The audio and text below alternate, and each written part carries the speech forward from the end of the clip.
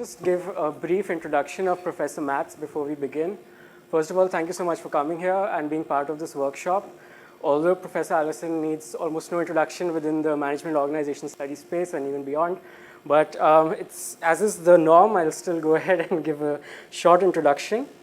Professor Mats Alvesson is Professor of Organization Studies at the University of Bath, UK, and is also affiliated with Lund University, Sweden, Stockholm School of Economics and City, University of London. His research interests include critical theory, power, management of professional service, knowledge-intensive organizations, leadership, identity, organizational image, organizational culture, and symbolism, qualitative methods, and philosophy of science. His recent books include Constructing Research of Questions, which was Constructing Research Questions, published by Sage, Interpreting Interviews, again published by Sage, The Triumph of Emptiness, published by Oxford University, Reimagining the Research Process, published by Sage, and Return to Meaning for a Social Science with Something to Say, published by Oxford University, Reflexive Leadership by Sage again, Managerial Lives by Cambridge. He is also a Fellow of the British Academy and the 2023 recipient of the Herbert Simon Award of the RAC College of Advanced Studies. He is the 2023 to 26 Hans Fischer Senior Fellow of the Indian Institute of Advanced Studies at the Technical University of Munich. We're so grateful that you're here with us, Professor, to have this workshop, and I'll hand it over to you, whichever way you'd like to conduct this forward. Thank you so much once again, and I hope we're going to enjoy the session. Yeah. And then those that we are studying and writing for, or we hope to reach, they are also into these popular notions about level 5 leadership or whatever, and then they tend to confuse what we are doing, partly because when we ask them about leadership, then they may have read something in a business magazine or listen to a pop consultant, and then it's very easy that you get their versions through. Then people are supposed to be telling us the truth about the leadership back, and then it's a lot of myth making that we easily then are into and reproduce. The psychological perspectives where people try to single out and then describe them, the psychology, the values, attitudes, or the behavior. There are discursive understandings where language use and talk about leadership is. So you can add enormous amount of stuff. And then some people then assume that, okay, there's something called leadership here perhaps, but then it's added and added and added and added. So we have a stretch of the meaning of the signifier leadership. So it easily ends nowhere or everywhere, depending on how you see it. So this is extremely popular with leadership. I assume that it's the case also in India. Peculiar ideas from United States that tend to travel around the world, and a lot of people, they are very much into these notions and these ideas. So we are all very much affected by American truths on leadership. Case the Europe in particular as well, I guess. So and then we need to be careful with all-inclusive definitions, and then think about alternative ways of unpacking this notion of leadership. We need to consider, okay, what is leadership and what is management, and it's not the same. Sometimes people tend to confuse them. Leadership, that's about management. Leadership is a more sexy term than for management. Management sounds a bit old-fashioned and a bit sterile and boring. So then we talk about leadership instead. It sounds much more kind of nice. But leadership is very much, it's like non-management. You can define leadership partly this by saying this is not management, and then you have this some kind of easier notion, or more limited, not easier but more limited notion about leadership. And leadership, come back to exactly what I and a lot of other people mean by leadership, but it can be seen as non-management.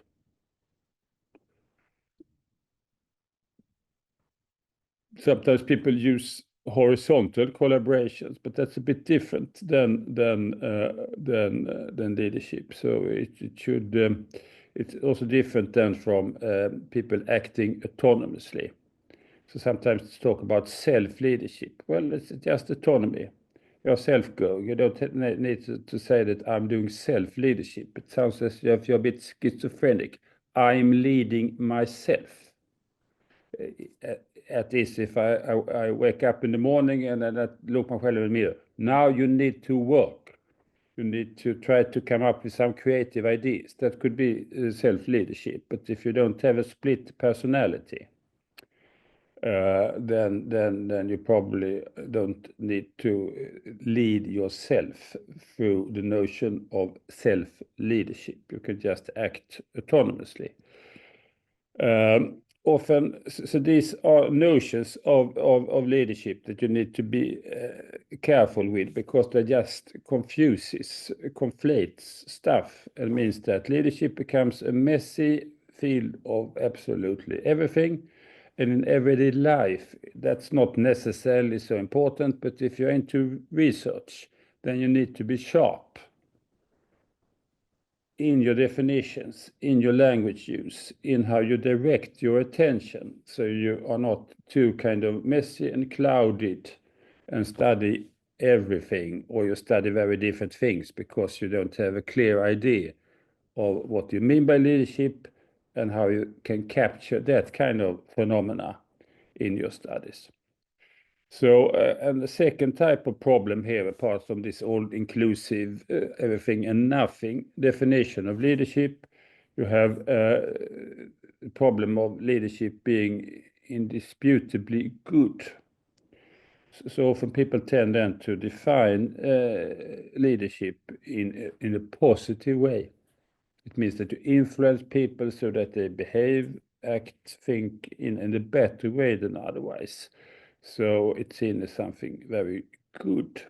And that is very tricky, because, I mean, leadership can mean that you are not necessarily so good. You may push people, seduce, push, persuade people to do rather terrible things. And if you take Hitler, Stalin, Mussolini, they were really, in a sense, leaders. And a lot of leadership can lead then to people doing rather peculiar, stupid, bad, evil things. So it's not necessarily that leadership is very good. Sometimes leadership is defined by the outcomes. Well, this is the leader because people tend to follow. But that's a bit tricky, that if you kind of turn it around. So you define something by the outcomes. People are influenced by that person, then it's leadership or leader. But leadership should be defined by the behavior, the acts. And then the acts can be good, but they are not necessarily successful. So there are many cases where people trying to do leadership, they try to do it, and they do it in a reasonable way, say the right things. There are role models. They really use language and ideas in a clever way, but that doesn't mean that people buy into it. So at the end of the day, it's always a bit uncertain. Even if you do the right thing, it's not necessarily that the right outcome is there. And here we need to look at leadership as action, interactions, and not then just assume that, here we have a good outcome, and then we can. So the problem is sometimes that you have all these simplistic good and bad divisions. Bad as transactional, pseudo-transformational, heroic. Sounds perhaps good if you like heroes, but most people that talk about heroic leadership, then they emphasize how we tend to exaggerate the significance and impact of the leader, that is the lone hero. People are lazy, they are stupid, they are bewildered, they are anxious, they are into conflicts. And here the leader comes with the right deeds, then everything is okay. It's a bit naive. Most people are not heroes. If you look closer up at them, then it's always a bit more problematic. Steve Jobs, you remember Steve Jobs, founder of Apple? When he died, and he was extremely influential, of course, extremely influential. But when he died, people writing about him said he was extremely successful, but he was the world's worst boss. As a leader, it was extremely shaky and unreliable, and he probably had some psychopathic traits. Could treat people really badly, but still successful. Leader-centric, if it's very focused only on the leader, it's by some people at least seen as bad. We have talked about toxic leadership, selfish leadership, etc. Good, then they have all these kind of hooray, hooray, hooray, hooray words. Good words that if you utter them, people, if they don't think through it, then they are likely to nod approvingly. So if you say transformational, authentic, post-heroic, or follower-centric, that varies a bit, but often follower-centric, non-toxic, servant. These have like a moral quality. And it's very good to celebrate this. But sometimes with this moral division up in good and bad, it is very problematic, because in most cases then it's not so too easy or clear cut, and even people that were able to transform followers into very altruistic or sacrificing or hyper engaged, ambitious people like Hitler, Stalin, and Mussolini, and so on. They could probably fit into the notion of transformational leadership. People were transformed. So we need to be careful about this kind of good and bad divisions. But the problem with leadership, as you probably know, then there's always the version of leadership promising the cure. What is the problem? Leadership is the solution. We need leadership. But leadership can be a cause of problems rather than the cure, of course. So, and I pointed it before, we have this vagueness, the ambiguity, and then overexploitation of the signifier. And this accounts partly for the domination of leadership talk, and this is problem. So you have the problems with leadership, like confusion, you have optimism. So a lot of academics, we tend to be quite inclined then to, here is an option to write a paper or to appeal to an audience. So often it's a lot of opportunism, and the leadership field tend probably to be a bit more optimistic than other fields. But that's the general problem in academia. We lack sometimes integrity and diligence, so it's very easy then to jump on fashion. And if something is popular and give you career opportunities, you often go for that option, and that means that leadership tends to then follow very much the latest fashion. We have another problem when it comes both to leadership as a practice out there in organizations, but also when we try to study this. So it's not a neutral field. There is a lot of normative pressures, ideological normative pressures on people, on managers. They need to do it in a particular way, and they also need to present themselves in a particular way. So when you ask people then what you do as a manager, well, not everybody is saying that I like to kick ass. or I like power, or for me, status is extremely important, and I use fear. No, you seldom hear honest talk like that. So people, well, I'm transformational, I'm democratic, I take care of people. For me, it's very important then to be a servant to my employees, blah, blah, blah.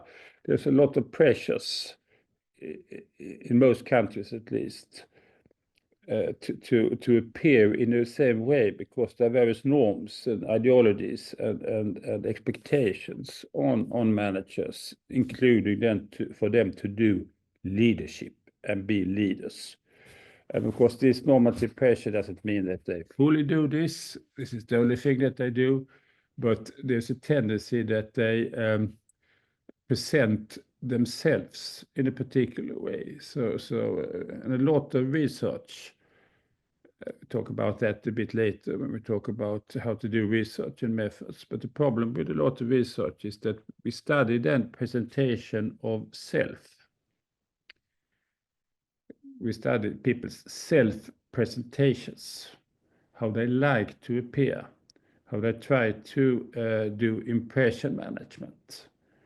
And it's not necessarily that they're faking things, but they're responding to various expectations to do things. So if you come as a researcher and approach a manager in a company, he or she may feel that, I need to do leadership. The expectation from a nice person from academia wanting to investigate me and what I'm doing here, then there is this idea that you should do leadership, and people produce some leadership talk because they adapt to the situation more than is necessarily reporting the truth, the whole truth, and nothing but the truth.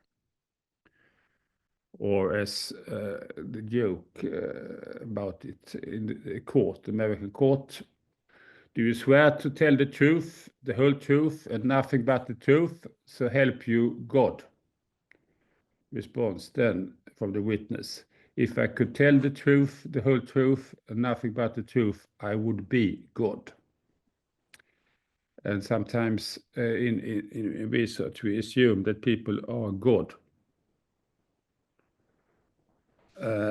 But of course they are not. And what they tell us in research, it's partly this response to the normative pressure to talk about stuff that seems to be relevant and make them look good. Now the problem that most of us, we are into wishful and harmonious thinking. World is full then of crap, conflicts, contradictions, mess, ignorance, stupidity, etc. In the world of leadership, there's an expectation of shared meanings, shared values, shared understandings, some harmony, some positive impact, blah, blah, blah, blah, blah, blah. Not necessarily what it's all about. And the general problem is that leadership is often less about a sharp framework of how we think about what goes on, or a set of practices, but it tends to be like a discourse legitimizing managerial work and then boosting managerial identities. So leadership is sometimes used then for managers to try to explain what they are doing. Why should I have a higher wage? Well, I do leadership. I develop people, I provide them with visions, meanings, blah, blah, blah.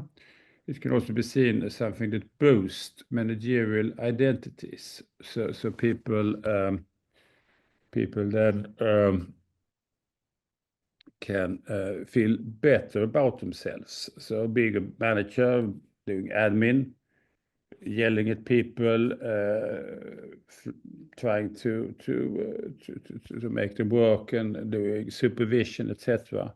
If you think about it, I'm doing leadership, then it's one way of raising your status for yourself and boost your self-esteem. So So leadership talk has this kind of function for people. Sum up here talk so far.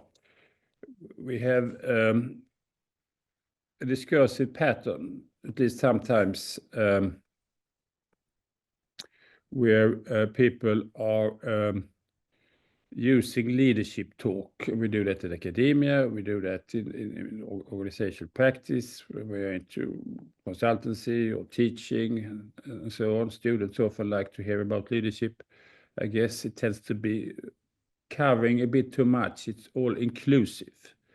It tends to be very good. And then when you think about alternatives to leadership, different forms of leadership, it all tends to make this area a bit muddled. And then it's a bit hard then sometimes to say, okay, leadership, that's fine. It has some meanings, it has some value. We need definitely to think about leadership. But we also need to think about alternatives to leadership. So what can we do in other ways? How can we think about direction, coordination, support, inspiration, influencing, not necessarily in terms of leadership, but we can look at other phenomena. So, for example, at work, what's inspirational? Are you inspired by whom, in what way, when? Could be one way of unpacking then something that people address in terms of leadership. But if you look at inspirational work instead, or demotivating actions or something like that, then you approach then issues around and meaning, motivation, direction, and so on in a slightly different way, without necessarily being colored and clouded by leadership vocabulary. And sometimes it can be good then, okay, leadership is fine, I may be very serious about the leadership, but I can also be interested in other things, such as inspirational work or models at workplaces, or how people do organizing in different ways. How organizing is taking place. And leadership has some role here, but there are other issues going on as well. So my point here, message, is that a basic problem with leadership, it tends to be characterized by hegemonic ambiguity. Hegemonic ambiguity, so it's used all the time, perhaps too frequently, into many situations, and people tend not to think so much about alternatives, but being then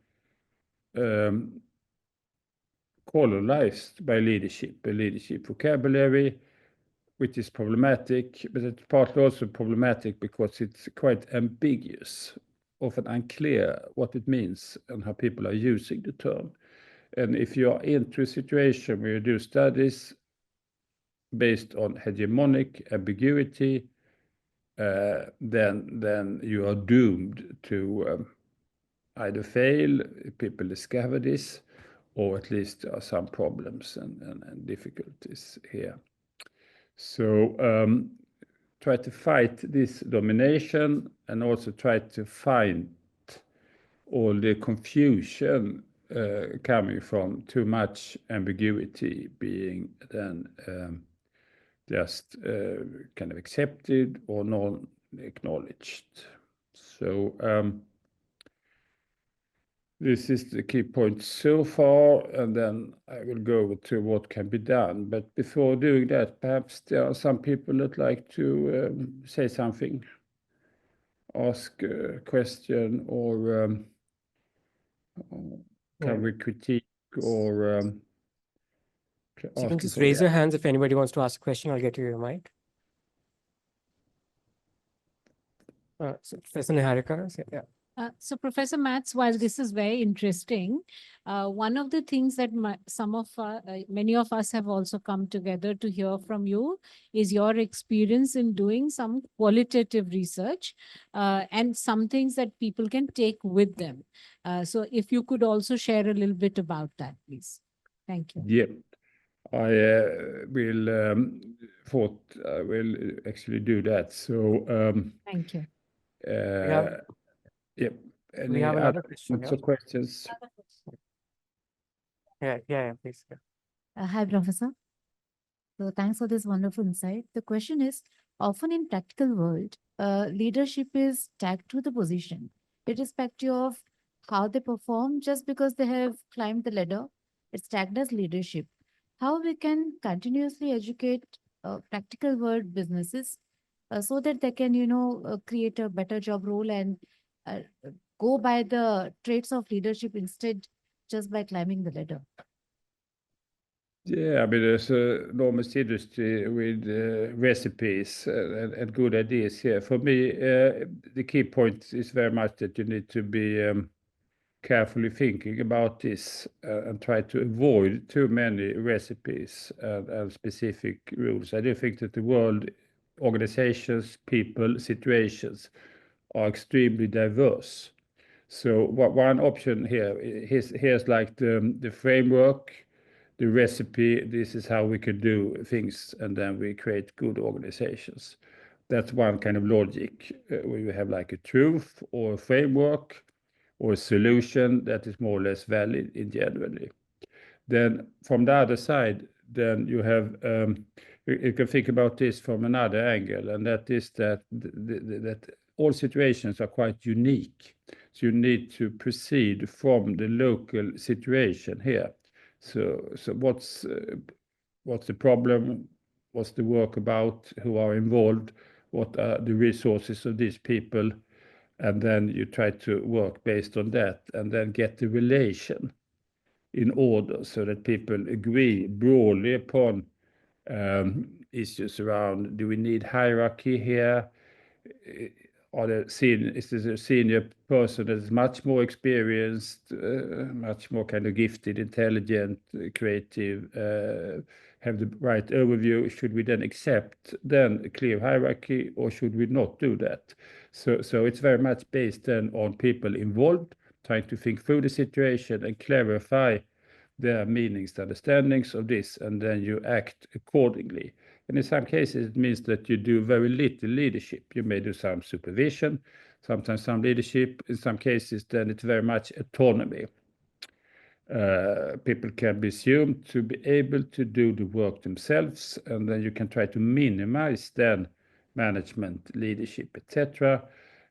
Sometimes it's a matter of trying to cultivate other orientations than people being very much subordinates, followers, senior people being very much feeling like managers and leadership, etc. So there's a lot of variation here, and I do think that good teaching then calls for recognizing the variation and then supporting people's ability, interest, capacity, willingness to think through situation in a much more situation sensitive way, where relations are serious, taken very seriously, and there is some kind of clear exchange of views and understandings of expectations and so on. So I'm a bit against then formulas, but I do think that we can learn from leadership research, etc. And yeah. So other questions or comments? There's one more person who wants to ask. I just have Sure, yeah. Sir, my name. Yeah, it's on. Yeah. Sir, my name is Komal Budraja. So you talk about heroic and post-heroic leadership. Can you explain it in a better way, in more elaborately? Because this, when a person is not there, this heroic and post-heroic leadership, how this can manage, how this can make a difference? Because everyone has different set of admirers, followers, and their defendants. So I need some more elaboration if possible, sir, please. Yeah, I mean the problem here with so when people talk about heroic leadership, it's often in a more critical way. So the general problem with a lot of leadership thinking that they or we assume that there are some people that are leaders, and they lead followers. And leaders, they are much superior. They are more clever, they have better overview, they are more creative, they are more educated, they have enormous amount of resources. And big leaders or people that are into leadership position, they are kind of elevated and are superior to others. So some people lead and others follow. And this can be seen as outcomes of heroic thinking, that we all like to have heroes perhaps, and then a lot of the leadership thinking is making managers into heroes. And then you have all these ideas that somebody is a transformation leader or authentic leader and do certain things, or a particular kind of people, and through their deeds and actions and ways of being, then others tend then to be very sensitive what they're doing, and then they become much better as people because of this fantastic heroic leadership notion. In most cases, then it tends to be rather exaggerated and a bit naive. So if you look more carefully at what people are doing, then they're not necessarily that heroic. So we need then to be more cautious when it comes to have this ideological or exaggerated ideas and expectations on leadership. So heroic leadership, it's more like an ironic notion. Then we need to be careful about our need for heroes and have more realistic and critical views of people, even if they are kind of good and influential and so on. Then it's important not to turn them into heroic characters. Then you may find examples that you find inspirational and good and so on, but there are very few examples that kind of stand critical scrutiny. So even if you take character like Winston Churchill, may not be so popular in India for good reasons perhaps, but if you look at Winston Churchill's history, there were some good deeds, some effective action and impressive action, but then people elevate that. But if you look at his entire history and his doings, etc., then it's much more kind of checkered or mixed, etc. But then in the literature, it's even this very easy that you have these fantasies or this myth making around people, and we need to be careful about that. So when we do study and try to learn about leadership, then we need to be realistic, we need to be critical, we need to have a very good in-depth understanding.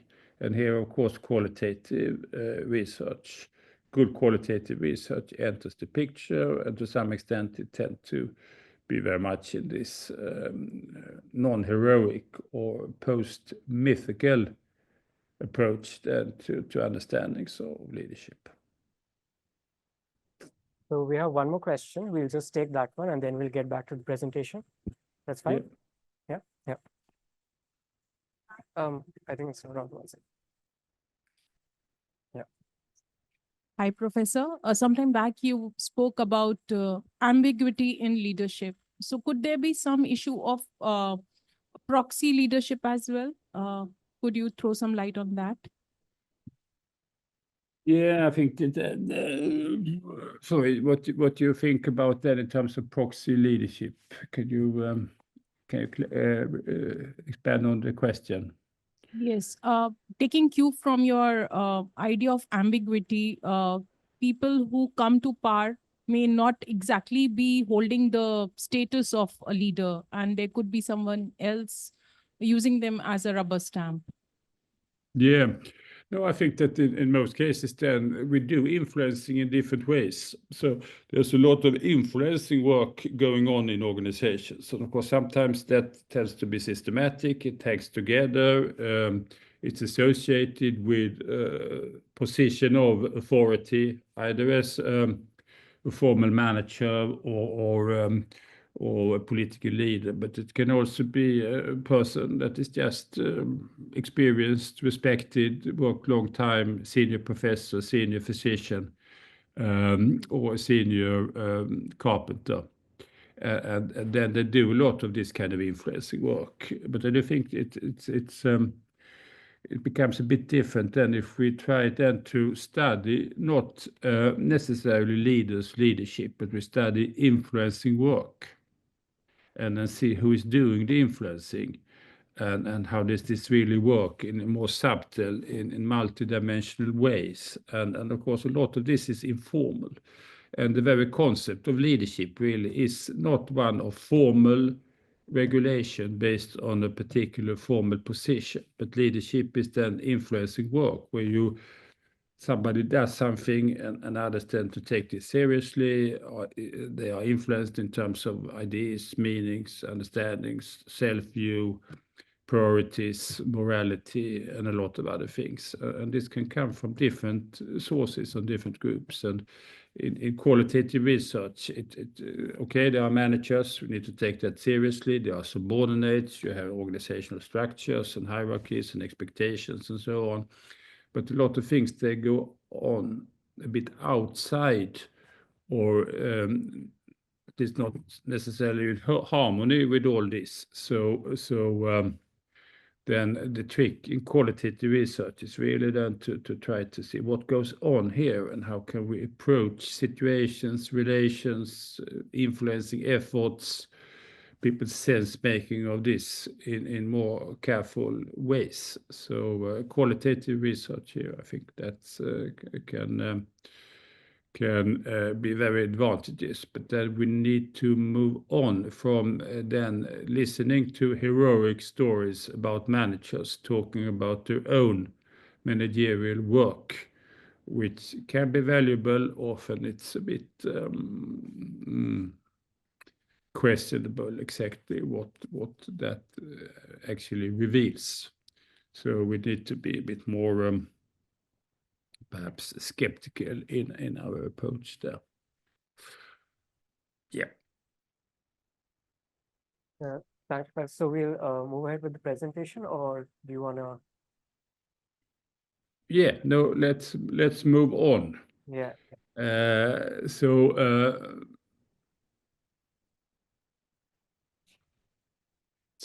here are some further ideas, and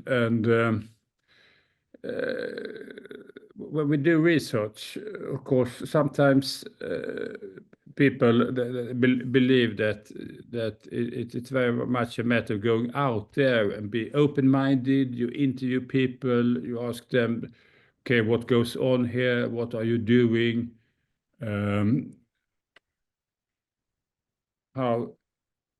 How are the workplaces functioning? What are your ideas, your expectations, your actions, blah, blah, blah. So we try to ask clever questions, and then we assume that people's answers will be honest, precise, relevant, etc. We can't necessarily assume that that is the case for various reasons. So qualitative research need to be open-minded, but it also needs to be sharp and think through issues quite carefully. So we can't just be naive there and go out there and assume that when we use to ask a reasonable question, and then we use the recording equipment, and then we have data that is very reliable and robust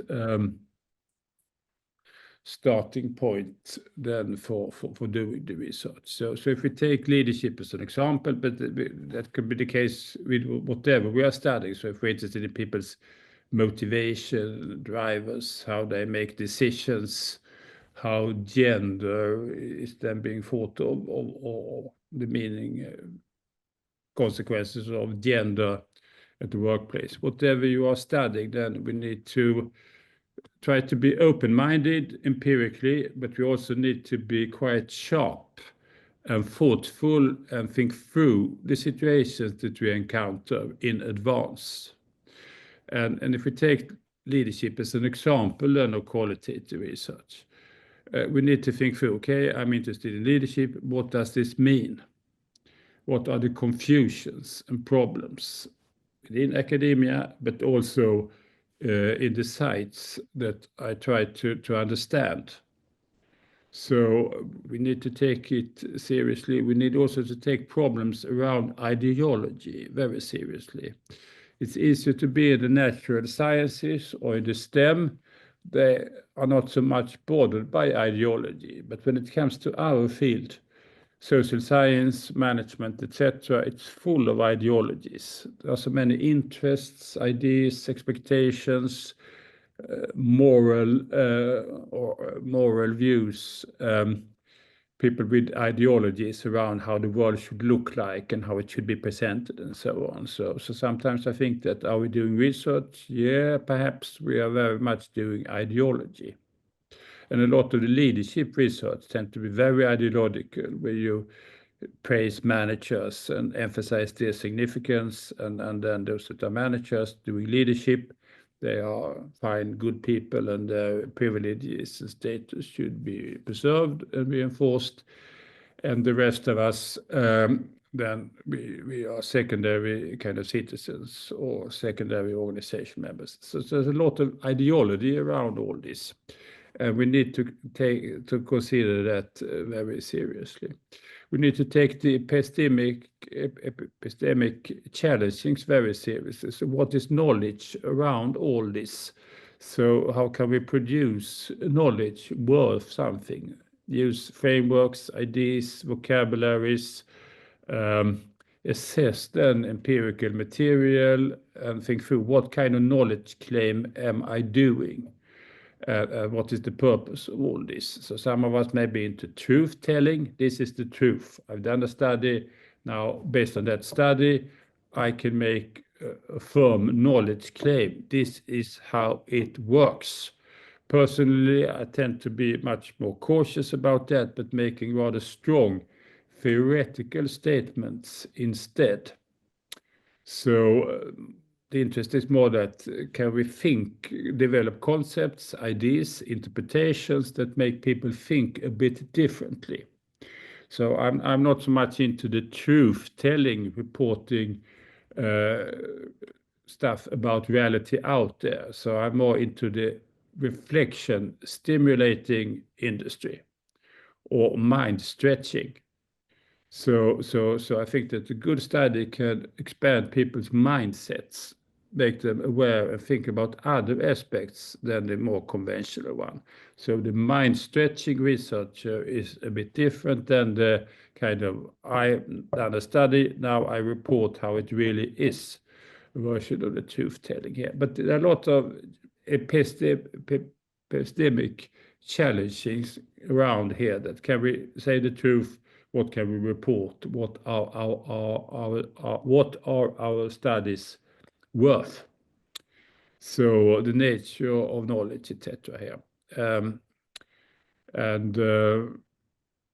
See what's happened here. Yeah. And here we need to take the concept of leadership seriously. And when I do research, I always think that we can't just have a fixed framework like this. So sometimes when we assume something, we're interested in leadership, then it's very easy to think, there are two kinds of people. There are leaders and followers. Now I have a model or an idea of reality, and based on that idea, then I can go out and then study things. I study leaders, and then I study the followers or managers and subordinates. And that's perhaps fine, but then we can challenge that and then think differently about the context of leadership, for example.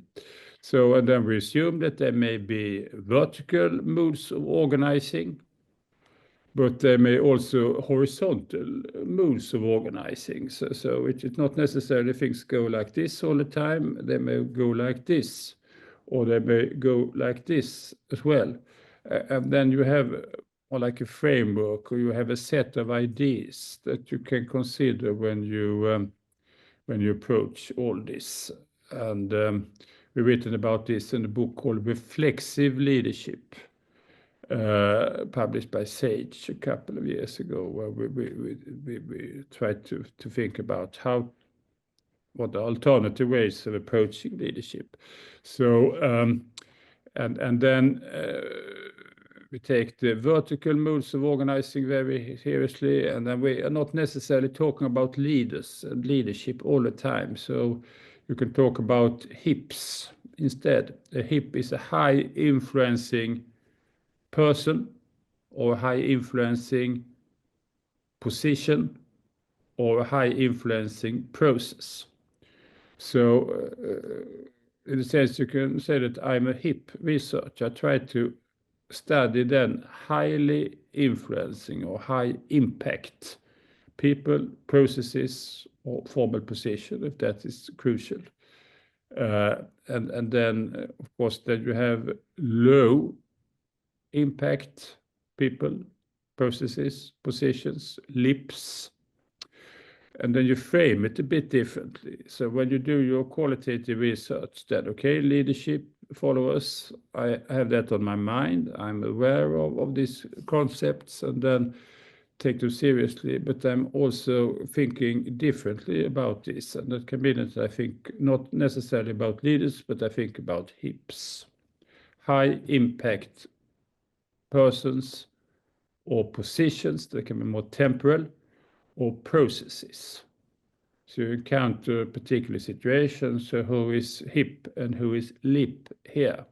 And it may be the manager, seen by many people as the leader. It may be others that emerge in the situation. So you open up then the situation here a bit differently.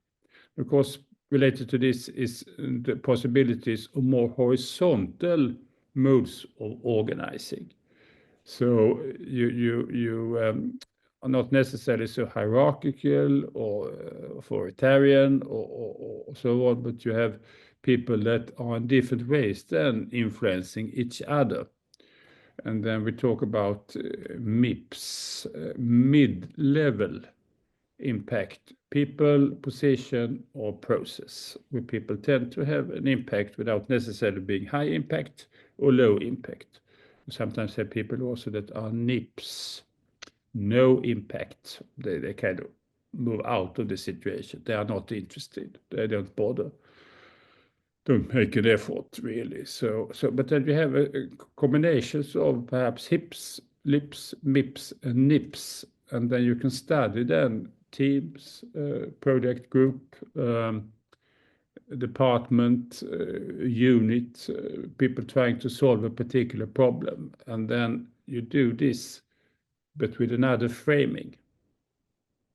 And when you make observations, then you have other ideas that are guiding your observations. So you may be interested in looking for the hips, MIPS, and lips, which is a bit different than if you frame it. There are leaders, there are followers. Now I'm interested in leaders doing leadership. Still, of course, studying hips and lips may capture a lot of that, but you capture quite a lot of other aspects as well. So the qualitative researcher can be open-minded, receptive, but not just blank, but have some ideas what to watch for, what to pay attention for, how can I kind of frame and understand things a bit differently. And then more conventionally, you may then have a combination then of interest in leadership, in management, in power, and these are overlapping but different concepts. Leadership is often defined then as influencing meanings. Management is more focusing and then behavior, coordination, control, supervision, etc. Power is more people are using the brute force or the manipulations or whatever. So these are examples of vertical modes of organizing. Then you may have on a horizontal side group work, you have peer networks, or people that are just allowed autonomy, which used to be the case much more in hospitals, in particularly if you're a physician in schools, universities, etc. People basically were professionals and using their professional judgment and not so much bureaucracy, not so much talk about leadership, blah, blah, blah. So that's a bit different situation here. So if we're interested in leadership, we need not just to frame and then possibly distort reality through imposing only leadership vocabulary, leadership frameworks and stuff. We need to consider a much more broader context in order to open up. So good qualitative research is open, but we can't be too open, and we need to combine then openness and some kind of structuring principles. So we get some guidelines, some support, some sharpness in our thinking. So the trick for me when I do qualitative research is to try to be as open as possible, but also to have ideas, expectations, to have a reflexive mindset where I consider a lot of possible relevant aspects here, and I see which of these seems to make sense, which should be then be revised, be challenged, be rethought, and so on. So you have framework helping you see things, but you also have work done within that framework. That means that it tends to open up a lot of theories, concepts, vocabularies, ideas that tend to create closure. So they fix and order reality rather than to make us sensitive and open-minded when it comes to these issues. Okay. And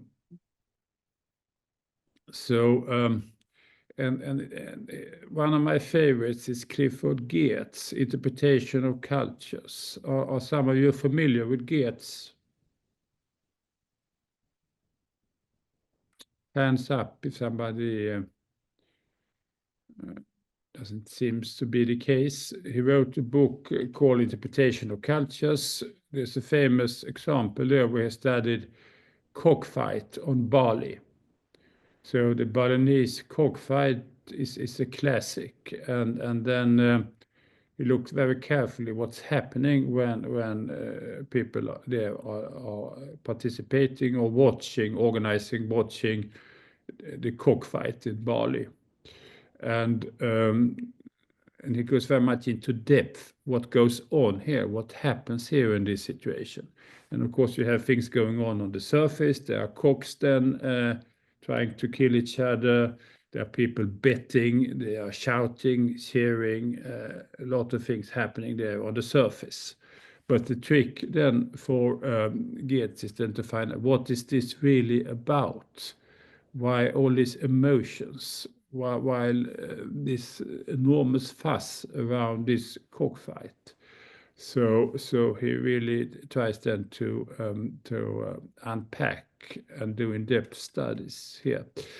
Anyway, so but one of his it's a very interesting book, Interpretation of Cultures, worth reading, particularly the case study of the Balinese cockfight. It's a social science classic. I think it's one of the 20 most cited social science books ever. But then he has a statement here which always impressed me, and it says that when it comes to concepts like culture or knowledge or leadership or whatever, cut the concept down in size so it covers less and reveals more. I think that's a very good insight, very good for us in qualitative. Cut the concepts down in size so they cover less and reveal more. So we were interested in power, leadership, gender,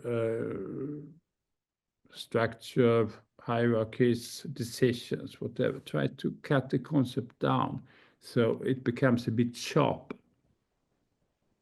It helps you thinking And then if we're interested in leadership, then we thought, okay, if we need to use the concept here, then there are certain things that we probably need to consider, and that's the nature of the asymmetrical relationship. There's an unequal asymmetrical relationship. And the nature of this can be investigated. Is it extremely asymmetrical, or is it like this? Is it like more dynamic, shifting, temporal? When does this asymmetry kind of kicks in? And when does it kick out? What's the nature of the relationship? Is it very formal, informal? Is it very temporal? Is it very momentary? So sometimes you have people that are very much autonomous or horizontal in the relationship, but then sometimes the asymmetry kicks in.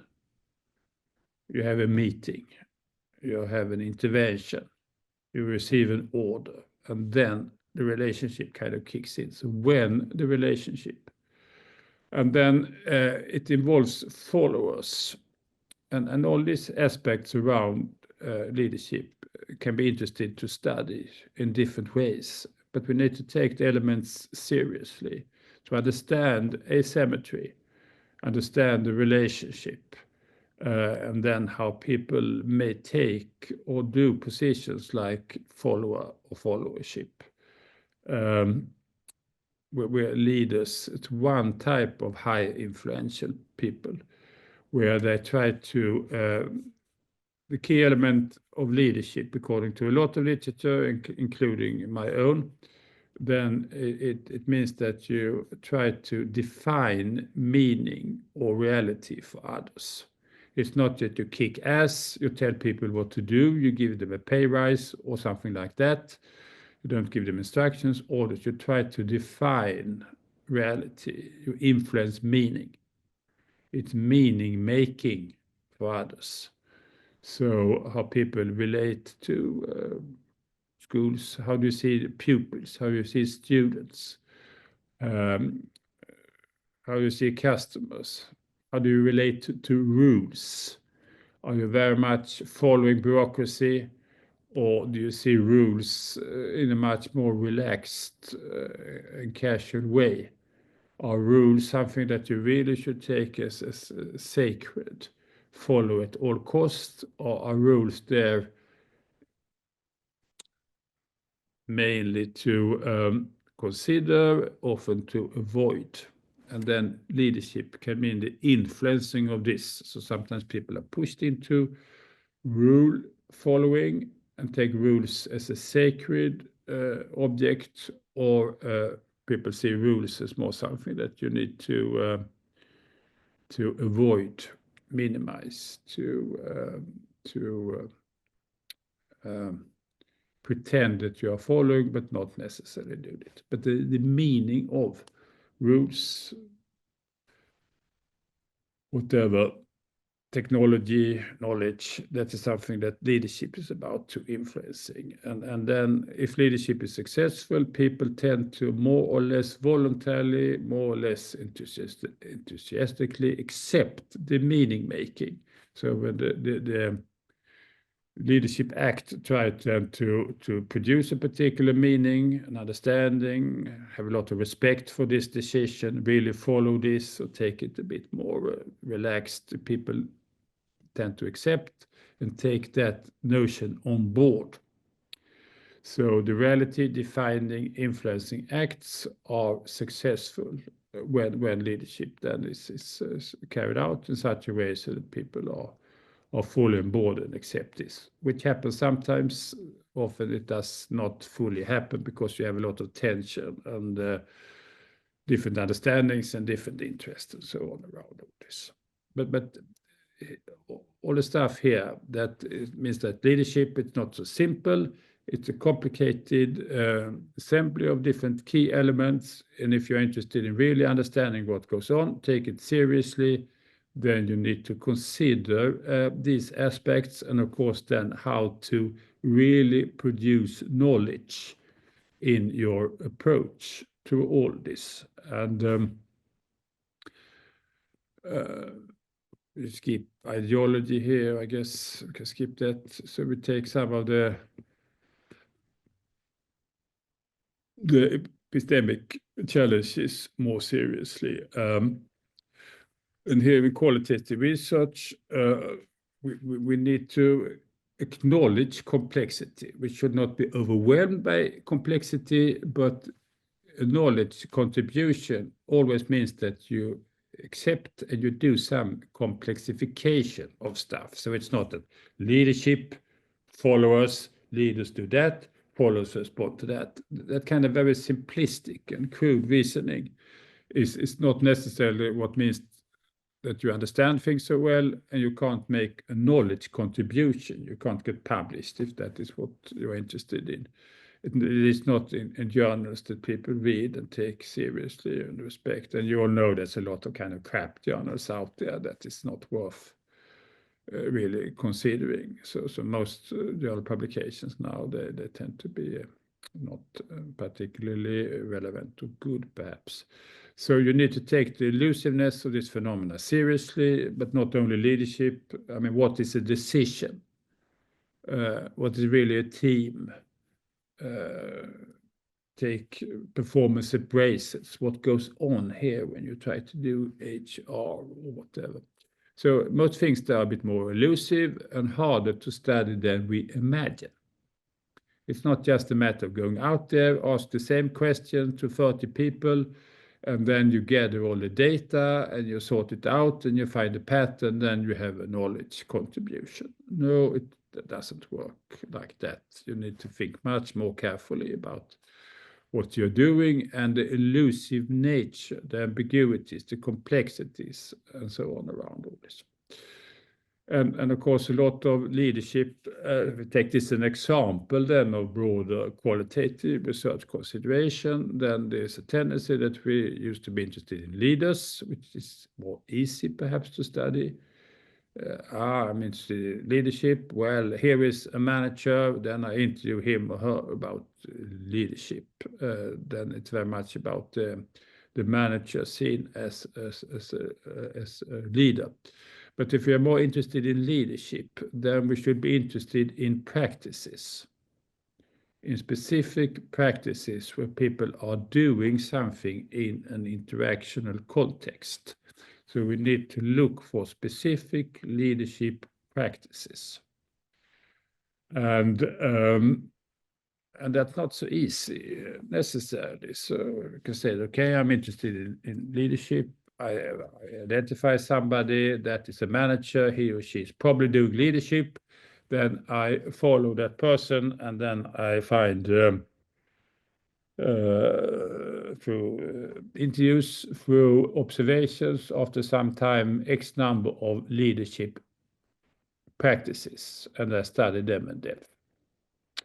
This is how you could do it. You look for specific practices, examples of leadership acts.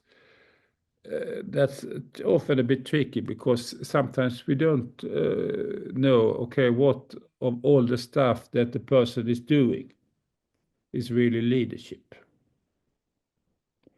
And sometimes it's very difficult to find examples of leadership.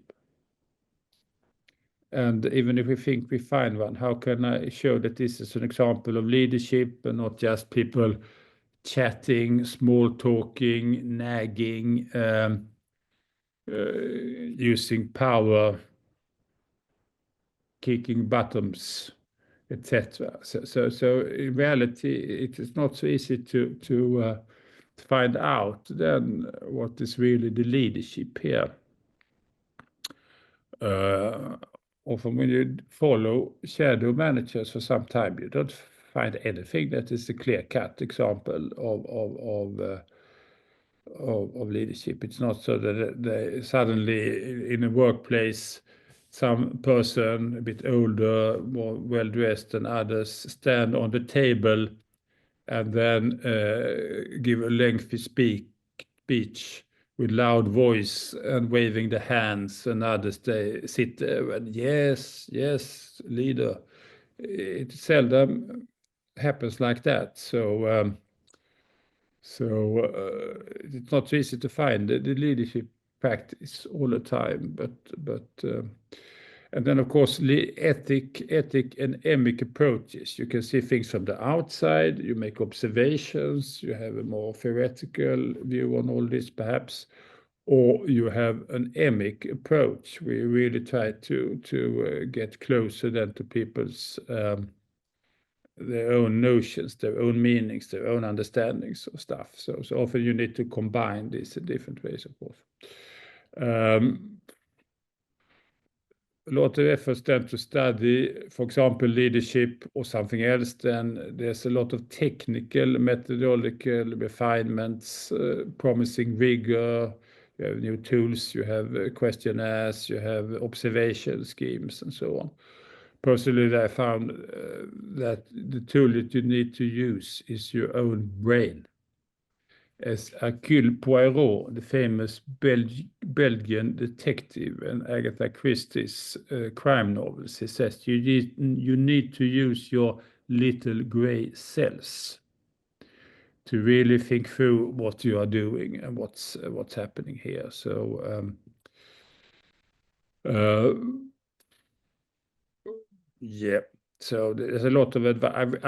I've written enormous amount of stuff on qualitative research, and my approach is very much against then the mainstream. I think that the key element in research is not necessarily that you follow rules. You appear to be very rigorous. You do a lot of data management, etc. For me, formula for doing good research tend to prevent us from doing good research. So I'm against then a lot of this technical focus, a lot of emphasis on data management. For me, the key element is what empirical material really means, and how can we assess this more critically and in an imaginative way rather than trying to do codification and sort it out all out, etc. So a lot of people have recommend gap spotting literature. This is what people have done before. Then you identify a gap in the literature. Nobody has studied Indian middle managers in the cotton industry in northern India with a bisexual orientation, and then studying how they kind of relate to their work. Then you may find a gap in the literature, but that's perhaps a bit limited.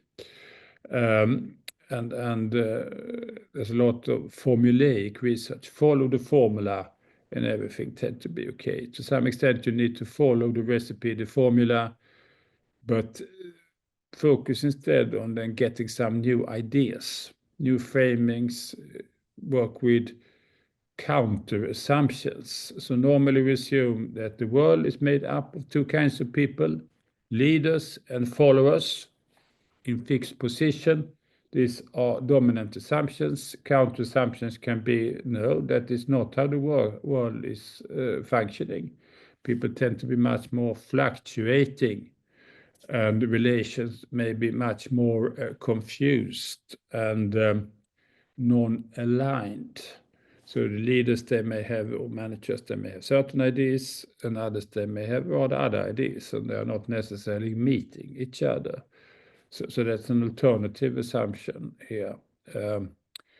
So work with alternative assumptions, try to identify assumptions, try to come up with new and bolder research questions. So studying influencing efforts, studying people's accepting or denying invitations to do leadership and followership, etc., etc. So we can approach the world in very many different ways, and often people tend to approach the world as others have approached it before them, and that means that a lot of research is rather predictable, boring, repetitive, and does not necessarily add that much.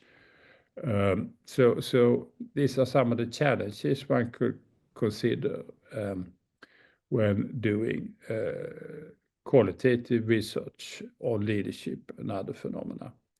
So ideas then could include rich case studies, where you look at intentions, actions, interactions, responses, various ways where people are aligned on board or where they differ in terms of how they see interactions, they see situations, they see what goes on, see what are the outcomes of all this. And then it typically means that you try to identify managers, subordinates, professionals within the same specific relational context, and then see how they make sense of it all. So the idea here is the rich case study, rather than you have a very dispersed, scattered set of people talking about their leadership or their management or their subordinateship or followership or whatever. But if they are not related, then you have a very kind of scattered material, and you may find some patterns, but that's not necessarily so reliable. I'm talking too much here, so I thought we should perhaps open up then for questions, comments, complaints, and other things that people may be interested in addressing. Sure. Yeah, so we still have some time, and I hope we'll be able to extend. Probably we take some more time for you while you're answering questions. So, oh yeah, is there anyone who'd like to ask a question? Or maybe I'll go ahead and ask the first question myself. Right. Thanks so much, Mats, for this wonderful presentation. One thing that my mic is, this is mine. I hope I'm audible. Mats, am I audible? Sorry? Am I audible? Yes, you are. Yeah? Yes, you are. Yeah, Yes. great. Okay, so when we're talking about doing qualitative research from a post-heroic sort of standpoint, or what, that sort of a way of looking at things, if you might want to put it that way. Even though when we go out in the field, you'll have to jump a lot of hoops, because these people who consider themselves leaders and managers or whatever take themselves very seriously, right? And when you're interacting with them in that sense, from the reflexive point of view, or any of the other ways also, that would obviously then also come into the way that you are interacting with them, and the way you would create, what we say, you would theorize, you would understand what they're saying, take them for the word, or all those sort of issues as well. So how in your experience, or even otherwise, how do you think one should manage those sort of issues of just while being in the field, thinking from a post-heroic standpoint? So in the field from like while you are in the field asking questions, doing whatever ethnography or whatever interviews, long form conversations, whatever form of sort of method that you would like to take place, while you're interacting with these people who consider themselves leaders or managers and all of those things, they do look at themselves as heroes, and the placement within society is also such that you have to jump through a lot of hoops in order to converse with them, right? At least that's the sort of context that we're coming from. So in that sort of sense, when you're carrying out qualitative research, how do you make sure that does not impact your, or like how do you be reflexive about those things? How do you make sure that does not sort of affect your theorizing, or the way you ask questions, the way you're able to interact? I think it's important then to try to anticipate how people respond to you. So often then the expectation is that here comes a person from academia wanting to interview me about whatever. Then I take the position as a leader and I give them the leadership talk. If we anticipate that being the case, then we can try to make them open up in different ways. So what you do,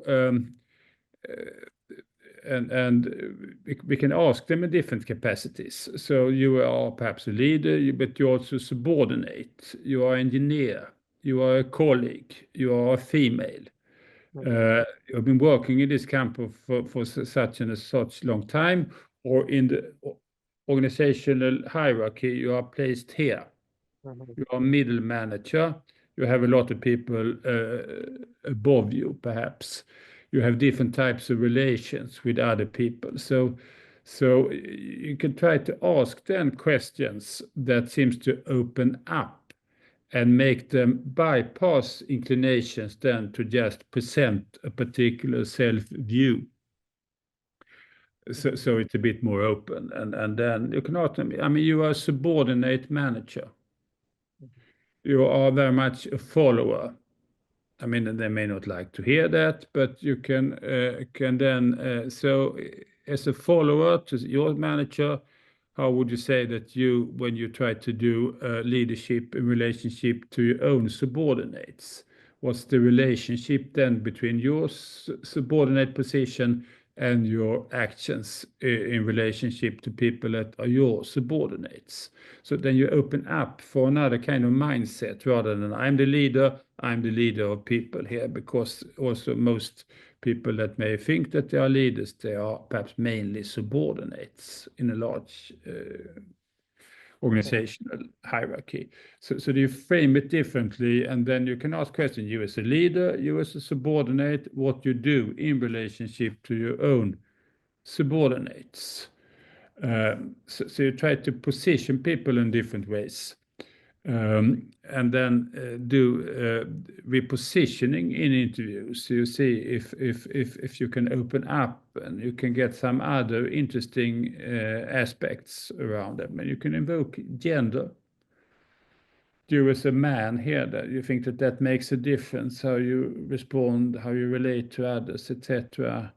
Can you see your formal subordinates as colleagues more than subordinates? Are followers really followers? Are they reluctant? I mean, so you have a lot of questions like this that can open up and then make people think a bit differently about issues and perhaps come up with alternative ways of framing the answers. So the type of question that we ask and then the interview situation that we establish can look quite differently. And here we need to be prepared of some of the problems that may emerge in the situation. And then you ask unexpected reflection stimulating questions. And that make people think a bit more and then realize that they can't just do the conventional presentation of self. But really make an effort and think through what's happening in these kind of situations that I'm involved here. So that's one thing that you can do. You can do interviews in a smarter or more perhaps predictable and routine way. So smart, reflexive interviews where you need to be prepared. You need to perhaps insert other questions and frame the situation a bit differently. So people have talked about the heroic leadership. They can say that, well, shit happens. We live in an imperfect world. People are not necessarily that much into followership. They may create problems and difficulties, and how do we handle this imperfect world? So you can do a lot of things within the interview situation and then ask people to, as a leader, as a manager, as a strategist, as a subordinate, as a bureaucrat, as a supervisor, as a colleague, as a senior engineer, whatever. So people can talk about influencing processes in different ways depending on variety of ways in which you ask them to think about the situation. So you can do that within interviews. Then it's very important then to get other aspects of a particular situation or relation. So you can't just interview managers. You need to interview managers' secretaries, their superiors, their colleagues,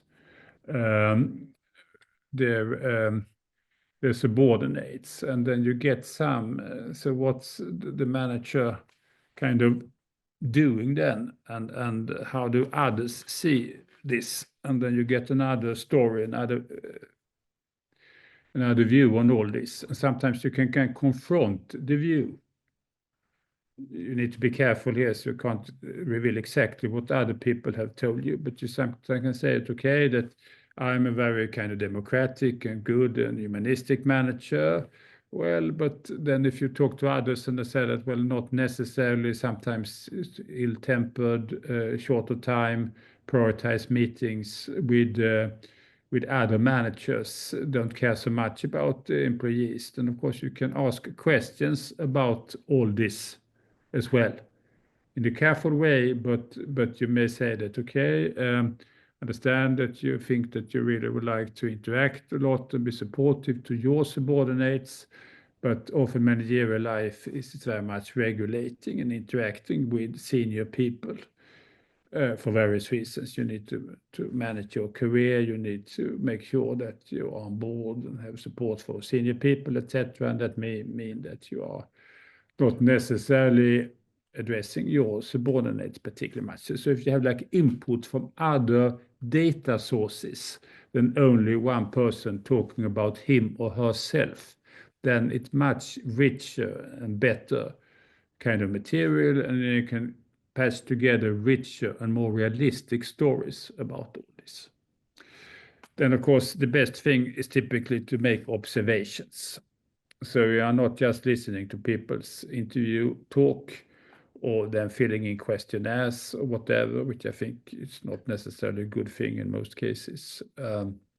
But you try to make observations and you find situations that seems to be relevant for what you are studying, or you shadow a manager, or you shadow some subordinates, or you locate yourself into the department store, the office, or whatever is the kind of scenery or sites, and you sit there and you may read and do the work, and when something interesting is happening, you try to make observations.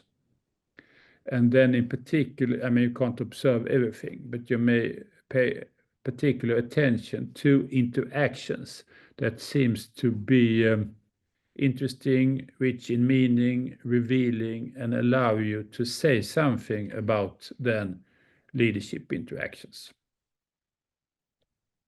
Yeah. Sometimes you can also ask people about not telling them about their own leadership, but the leadership of their own manager, the superior, and that tends to be quite a different story than when you ask people to talk about their own leadership, which is very good.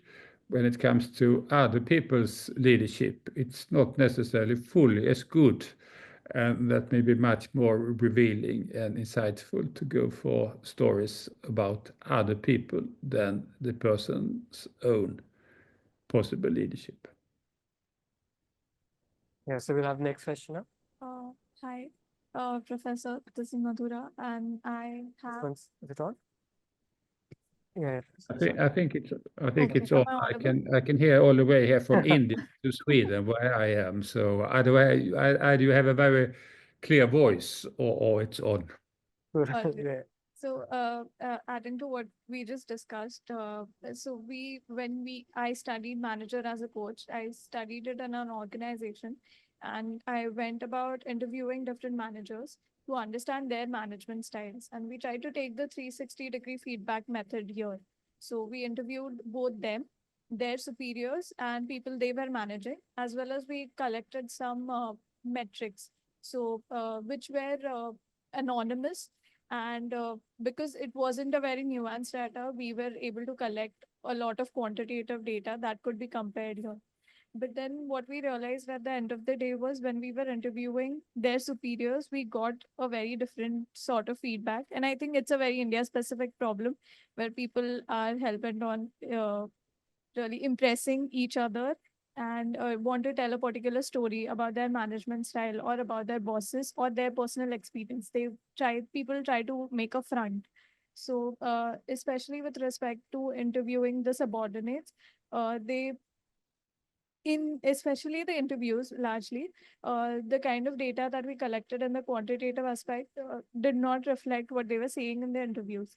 So that was a very major hurdle. So I think in the Indian management concept, at least, we'll have to do a lot of work in studying the kind of questions that we can ask in such interviews, or the way, the methodology itself of interviewing or understanding this storyline of management styles, rather than just sticking to interviews or case study or observation. Because with observations also, we found that when we were there, it was a different story. And when we weren't there, or when we were collecting anonymous survey data, it was a different story.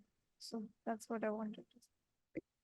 I think this is really good that you're doing this ambitious kind of study. Most of the leadership research is very bad because it's so limited. They don't have this like broader, more full picture. Because sometimes it's easier than to come up with clear results if you simplify, and then you create sometimes even fake stories about things. But then you have more complicated and richer material, like in your case, then one sometimes realize that there's a lot of things that doesn't hang together so simply. And one option then is to take variation very seriously and say that there are different stories around leadership. So people tend to produce various truths and representations of this phenomena in different ways. And then often we try to go for then convergence. This is how it looks like, that we hone in then material. So this is really how it is. But often reality is full of then different images, different representations, different stories that people talk about these issues. So, and sometimes one can go for them more, much more varied, much more scattered view on what leadership is really about. And I don't think there's a lot of contradiction, inconsistencies, multiple stories, etc. And sometimes one can do something interesting with not necessarily honing in, but looking at how it's much more multidimensional and inconsistent, contradictory. But I think it's really good with that kind of research that you are doing, so I fully support that. So, I mean, we're already over time. It's okay if we take a question? Professor? Can you hear me? Yes. Yeah, you can hear me. Yeah. Yeah. One So, more. is it okay if we take one more question? Yeah, that's fine. Yeah. That's Okay. fine. Yeah. So, yeah.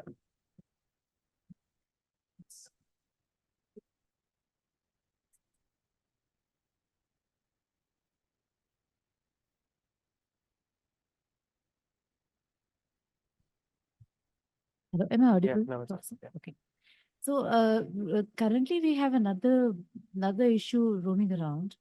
Like we have entered into post-COVID era, and flexible working or work from home, or that kind of pattern is prominently adopted by few of employees. In these cases, leadership becomes much more challenging because the goal setting and directives differ from person to person. They have their own behavior of, working and ethics and leadership style, and just conducting status meeting becomes kind of handling people as leaders. So, do you have any suggestion how to handle such situations?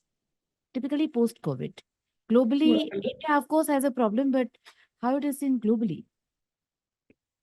Well, I think that we just need to consider then there's always a context. And all contexts, they have some things that are normal or typical, but most contexts also have something that is a bit unique and changes things. So, I mean, post-COVID, that's enormously wide type of notion, of course. So, and the meaning then of COVID, even when it was most pronounced and most salient for people, that